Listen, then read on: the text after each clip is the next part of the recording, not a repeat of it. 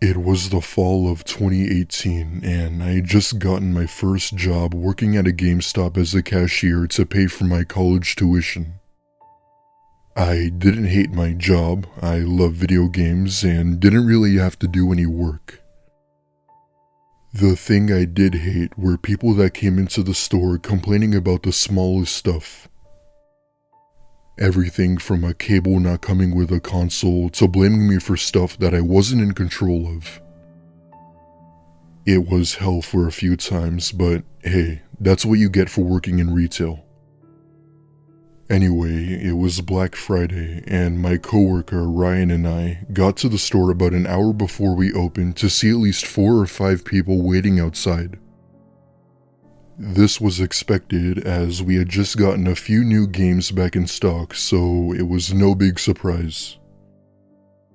Ryan and I go inside and start getting ready to open. We're about 30 minutes away from opening, and I tell Ryan to restock bags when I see that one of the guys from outside is by the door. I give him the sign that he can't come in yet and would have to come back later. He seemed to have gotten the message and walked out into the parking lot. As he was walking away, Ryan comes up to me and says, "That guy by the front door was holding a gun behind his back." Now, I didn't see him with any gun, but any threat to a store required us to immediately call 911 even if the claim was false. Without hesitation, I pull out my phone and begin to dial 911 when I hear a loud crash. I look over to my left and see these 3 men with miniature-sized hammers coming through the store. I instantly hit this pager we keep under the counter that alerts the police, and I yell at Ryan that we needed to go through the back door. The 3 men in all black spot us and run after us while one of them attempts to throw a hammer at us, which was nearly inches away from hitting my head. Thankfully, we made it out the back door just in time where we had heard sirens in the distance, which was music to my ears. I look at the glass window beside the back door and see the guys running out of the store while carrying loads of our stuff. We flag the police down and they call in another unit to find the thieves. Ryan and I talked to the police, and we even went back and reviewed the footage in the store. However, with these guys having worn all black while wearing masks and the video quality not being so good, it was anything but helpful. Needless to say, they opened a case for the incident for about a month before closing it, as there was nothing else they could do.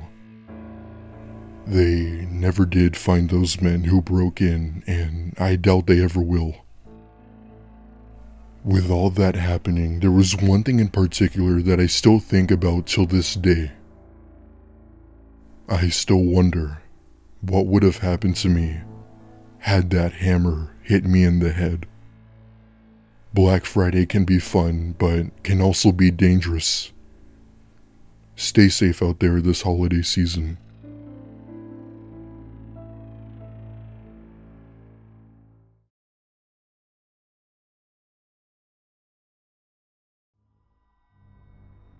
This happened when I was around 7 at the time, during the fall over Thanksgiving break of 2008. I lived in a terrace house, which, for those of you who don't know, is 4 houses combined into one big house. And our neighbors and I each have our own little patio. It's similar to a townhouse, but smaller, if that makes sense. Because it was so small, the space in our section of the house was very limited and was about the size of a prison cell. It's only large enough to fit a bed, toilet, a kitchen, and a TV if you were lucky. Needless to say, it was no big surprise that my family was struggling financially, which was why we were so crammed. Anyway, it was Black Friday, which was probably one of the most important days for my parents. They were the kinds of people who spent long hours out shopping for the best deals and used a lot of coupons whenever they could. With nothing to do at home, I went with them to the mall while I constantly stood by their side, basically watching them on a shopping spree. At one point, my mom had to go to the restroom, and my dad took me to one of those play areas for kids until she got back. He watched me play for a few minutes when he spotted one of his friends from work and they began talking. Me, being the innocent, dumb little boy I was, decided to walk out of the play area and into one of the stores. I don't remember what store it was, but I remember seeing a toy I wanted and took it off the shelf. I'm staring at the toy for a good minute when I feel something cold grab onto my arm. I turn to my side and there's this large 50-year-old man gripping my arm while giving me a grin. You, like that toy, don't ya? Not knowing what I was thinking, I nod my head and focus my attention back to the toy. You know, I actually have a little boy just like you who has lots of toys. Well, let's go play with him. He proceeds to tighten his grip and pulls me along with him away from the store. At one point, I ask where we were going and he just stays completely silent, not saying a word. What made me feel uneasy was the blank expression he had on his face, like he was doing something mundane, like taking out the trash or raking leaves. Suddenly, my dad comes sprinting out from behind us, giving the man a startle, which made him let me go. Now, my dad has the personality of a soft teddy bear and doesn't like to get involved or cause a scene. The man is petrified with his eyes as big as saucers once he realized he was caught. My dad gave him a friendly gesture of appreciation for finding me when I knew deep inside he meant stay the hell away from my kid. We go back to my mom and I see my mom and dad talking for nearly 20 minutes. But being so young, I didn't care. I'm currently 20 now, and I became a little more wiser as to what actually happened.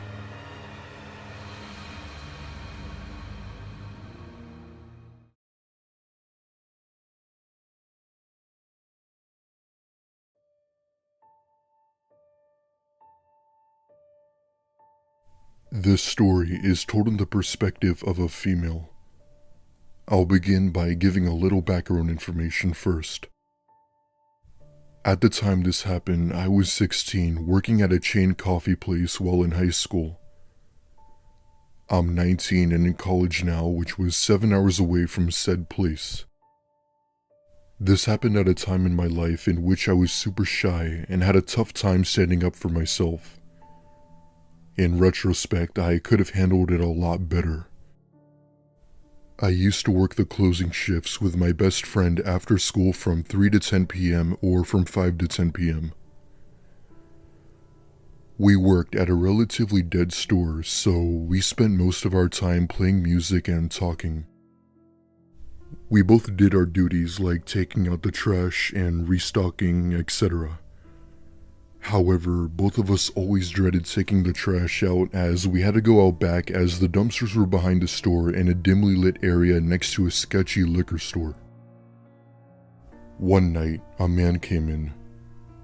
It wasn't unusual to have customers come near closing, but it was just as uncommon to see anyone we didn't already know. Our store was mostly just regulars. He was lanky and probably around 30, and I mostly just remembered his eyes. They were piercing, the type that never break a stare, to which I found somewhat attractive. The way he spoke was short and concise, just ordering a small hot latte. I made his order and that was it. I told my friend about how I thought he was attractive, and we then started referring to him as the small hot latte guy.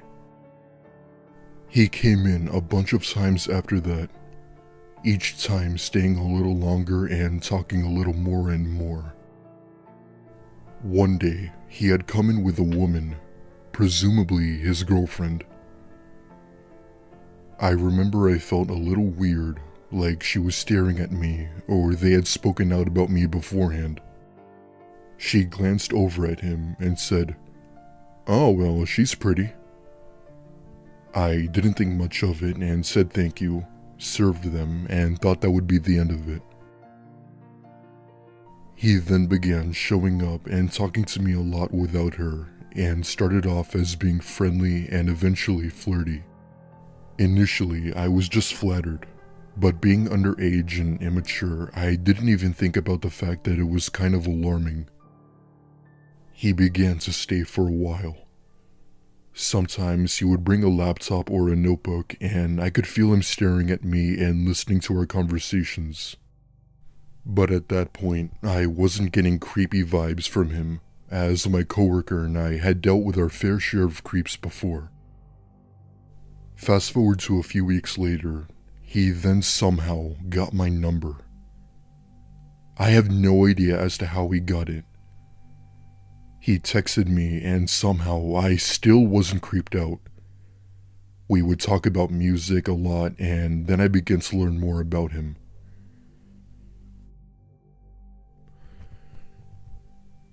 He was in his 30s and had prior problems with substance abuse that he really never got into. He went back to school for art and would show some of his pieces. He'd also send a lot of pictures of nature. I thought they were nice, I guess, but looking back they were actually pretty creepy. For example, a picture of his backyard sent at 3 a.m. He'd stay and work on his art as well and told me he barely enjoyed the hot lattes and that he just wanted to come and see me.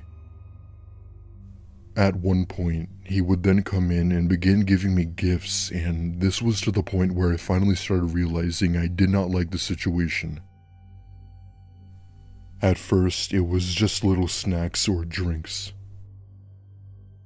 Being nice, I would accept it, but would never eat or drink them, and it wasn't that I necessarily thought he had ill intentions, I just had a hard time of accepting gifts.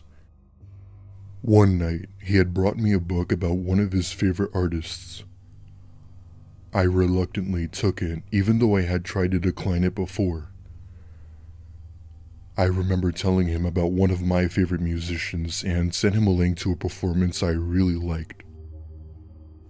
However, he started being kind of sexual while still talking about the song. He began talking super suggestively, and I would laugh it off and decline when he'd ask to send pictures.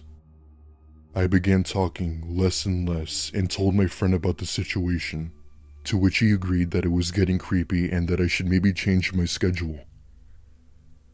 I told her I'll be fine. Big mistake. He'd still come every week at closing time, and he'd even stay in his car till we were closed. Meaning he'd watch me go into the back to take the trash out. Sooner or later, I began making excuses as to why I couldn't talk and began going out to the back of the store when I'd see him. He then sent me a bunch of texts about how graceful I looked while working. He kept texting me and I told him that I didn't want to talk to him anymore, but he wouldn't get the hint. He would send a bunch of messages describing how much I meant to him and how he wouldn't be okay. I started freaking out right then and there, blocked his number, but still I returned to work. For some reason, I honestly thought he'd stop coming. I was wrong. I felt uneasy the whole shift. My friend said that if he came to just go to the back and wait it out, and when I saw his car coming, my heart sank into the pit of my stomach. I was on the verge of tears and hurried to the back. I could hear them talking, but I couldn't decipher what exactly was being said. Then, about 10 minutes later, she came to the back. I could visibly see that she was upset. We ended up both just crying and hugging each other. It was at this point where it was time to take out the trash and lock up, and we both felt okay. I was opening the door while carrying like 3 bags of trash and saw something on the ground. I was confused at first, then realized what I saw. It was flowers and a note. I felt sick to my stomach and looked around the parking lot but didn't see his car. I threw them out immediately and told my friend I didn't want to read the note. She read it and told me I had to. It was something along the lines of, "I've never felt so connected to someone. You're breaking my heart. Please don't do this. I'm sorry." Looking back, I honestly didn't lead him on, but initially I just felt as if I was in the wrong. Nonetheless, we turned the corner to take the trash out and both prayed the parking lot was empty. It wasn't. Let's just say that the trash was not going to be taken out that night.